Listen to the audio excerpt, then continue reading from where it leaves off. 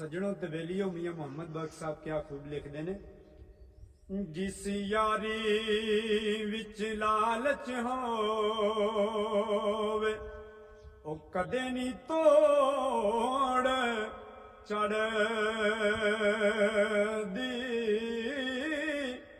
चादर लीरो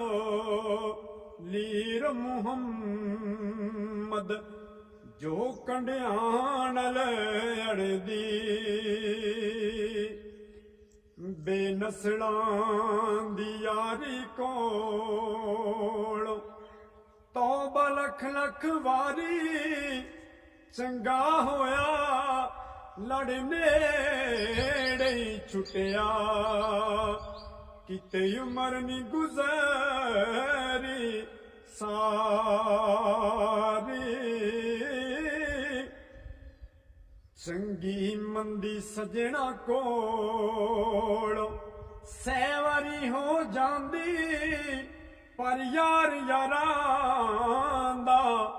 गिला नहीं करदे, असल परीत जिना